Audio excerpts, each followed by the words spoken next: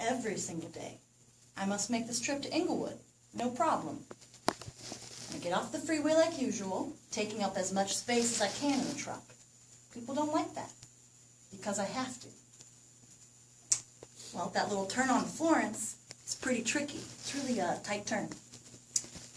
Take 2 lanes to do it in, and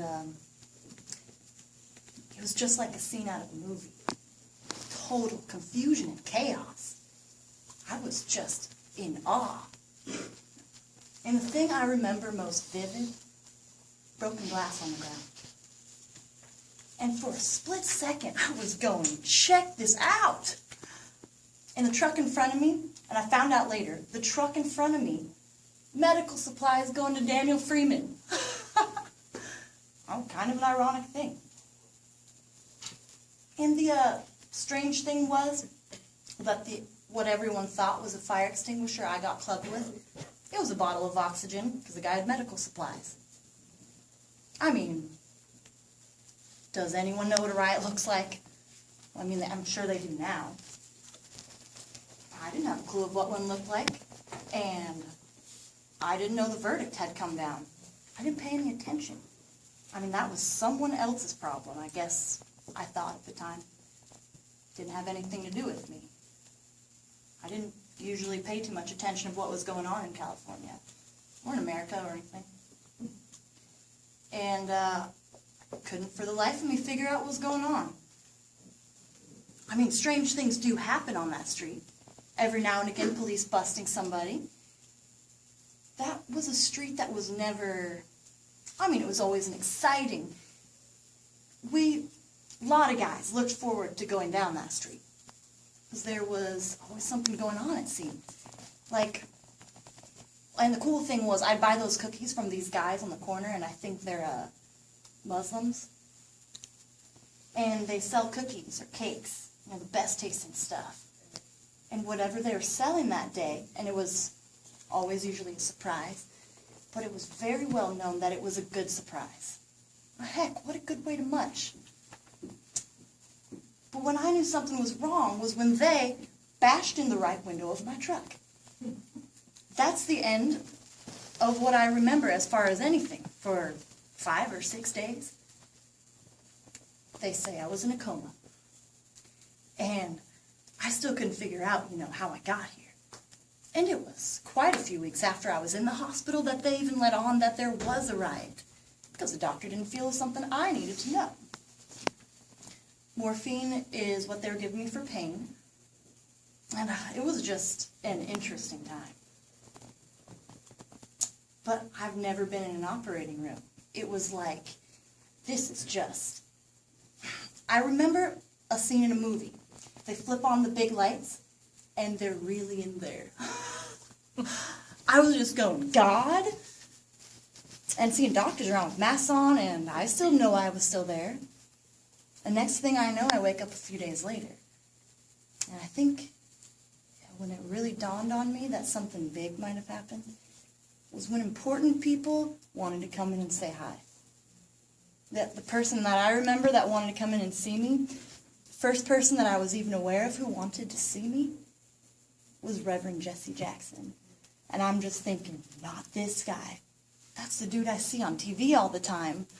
And then it was a couple days later that Arsenio Hall came to see me. And he just poked his head in and said hello. And couldn't say nothing to him.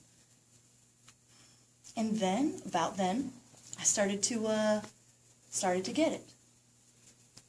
And by the time I left Daniel Freeman, I knew what happened, except they wouldn't let me watch it on TV. I mean, they totally controlled that remote control thing. They had it on a movie station or something the whole time.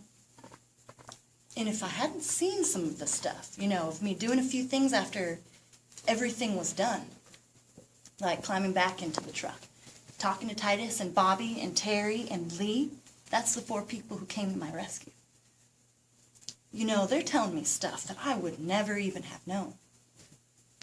Terry, I met only because she came as a surprise guest visit to the hospital. That was an emotional time. I mean, how does someone say that someone saved my life? How does a person I mean, how do I express enough thanks for someone risking their neck? And then I was kind of, I don't know if afraid is the word. I felt a little awkward meeting people who saved me. Meeting them was not like meeting a stranger, but it was like meeting a buddy. There was a weird common thread in our lives. And that's an extraordinary event. And here is 4 people, the ones in the helicopter, and they just stuck with it. And then you got 4 people who've seen it on TV and said enough's enough and came to my rescue. They tell me I drove the truck for what, about 100 feet or so? The doctors say there's fight or flight syndrome, and I guess I was in flight. And it's been 17 years since I've been out of high school. I've been driving semis. It's basically second nature. But Bobby Green saw that I was getting nowhere fast, and she just jumped in and scooted me right over. She drove the truck. And by this time, it was tons of glass and blood everywhere. Because I've seen pictures of what I looked like when I first went into surgery, and I mean, it was a pretty bloody mess. And they showed me my hair. And they cut off my hair. They gave it to me in a plastic bag. And it was just long hair and glass and blood. Lee, that's a woman, Lee Ewell, she told me she just cradled me. There's no passenger seat in the truck, so here I am just kind of on my knees in the middle of the floor, and Lee's just covered with blood, and Titus is on one side, because Bobby couldn't see out the window. The front windshield was so badly broken it was hard to see.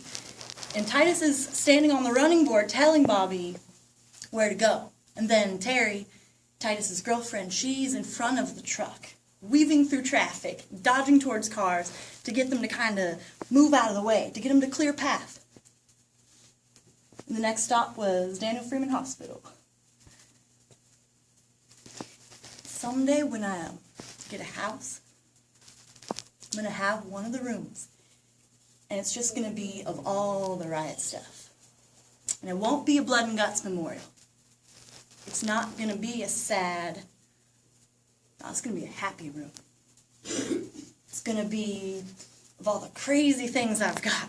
All the love and compassion and funny notes and the letters from faraway places. Just framed and placed. Framed things. Where a person can walk in and just have a good old time in there. It'll just be fun to be in there. Just like a fun thing. And there won't be a color problem in this room. You take the toughest white guy who thinks he's a badass and thinks he's better than any other race in town. Get him in a position where he needs help. He'll take the help from no matter who the color of the guy across. Because he's so self-centered and serving, he'll take it. And then as soon as he's better, he'll turn around and rag on him. I know that for a fact. Give me what I need and shove off. You know, it's crazy. It's nuts. That's a person I'd like to shake and go, you fool. You selfish little shit. You know, those kind of words. Like, man, you nut.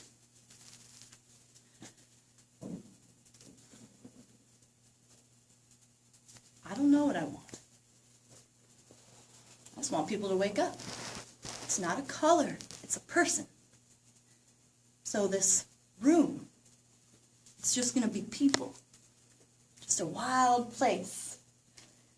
It's going to be a blast. One day, Lord willing, it'll happen.